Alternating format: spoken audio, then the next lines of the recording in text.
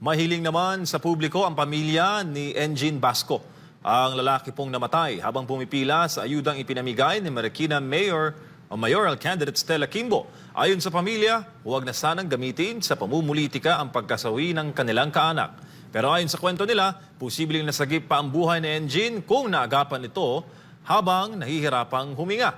Si Paul Montemon sa detalye. Ang natunang payout ay isinagawa sa isang gym sa lungsod ng Marikina sa ilalim ng inisyatiba ng tanggapan ni Marikina Mayoral candidate Stella Kimbo. Ayon sa pamilya, siksikan ang lugar at hindi na halos makagalaw ang mga tao sa gitna pa ng matinding init ng panahon. Hindi raw nila inaasahan ang biglaang pagreklamo ni Engin ng paninikip ng dibdib, lalo't wala naman itong iniindang karamdaman bago ang insidente. Sa video nakuha sa lugar, makikitang may mga nagmamagandang loob na tumulong kay Engin, ngunit tumagal pa umano bago dumating ang medical team. Sa bandang huli, isinugod si Engin sa Amang Rodriguez Hospital, ngunit idineklara itong dead on arrival.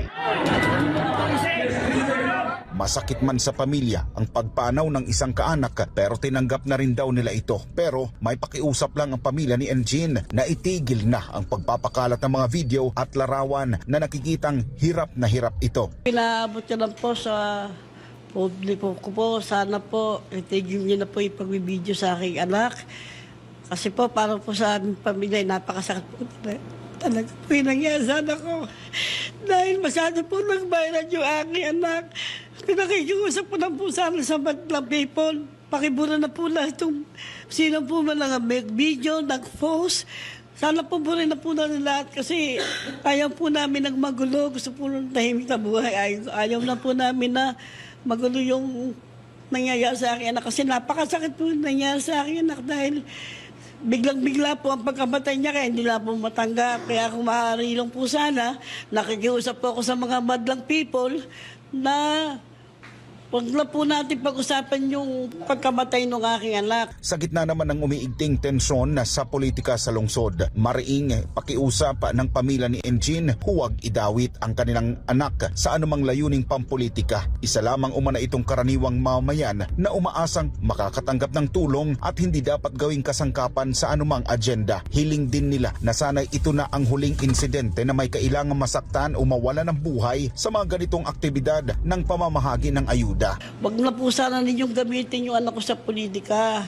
Kasi po, isipin nyo naman po, pati pagkamatay ng aking anak nagagamit po sa politika. Sana po, wag na po nilang gamitin. Yun lang po. Si Engin, ang bunso sa 6 na magkakapatid ng pamilya. Sa edad na 20, iniwan nito ang kanyang asawa at 2 maliliit na anak, kung kaya't malaking bagay sana ang perang makukuha sa ayuda. Ngunit nangyari naman ang hindi nila inaasahan. Bunso, minsan sabi ko sa iyo, minsan pinapagalitan kita. Alam mo, kahit pinapagalitan kita, mahal na mahal kita. Dahil sino ba naman gustong magulang na mawalay sa kanyang anak? Ang napakasakit po nito sa akin. Dapat po ang maglilibing sa akin yung aking anak. Pero nangyari po ang maglilibing ako sa aking anak. Di po ba napasakit po talaga, Bunso? Kahit na hindi ko sinasabi sa'yo, ipaparamdam ko sa'yo, mahal na mahal ka namin. Talagang pinakamamahal ka namin sa lahat. Wala naman pong magulang na hindi magmamahal sa anak. Grabe po, hindi ko po talaga matanggap. Kahit po kanino mangyari. Wala po sakit yung anak, aking anak. Hindi ko balik kung may sakit. Matatanggap ko pa yung pagbigla pong... Alam niyo ba, kakahapon lang po ako niyakap ng aking anak na gano'ng kahayakap katindi. Sabi niya sa akin, Mama, sabi niya, mahal naman kita.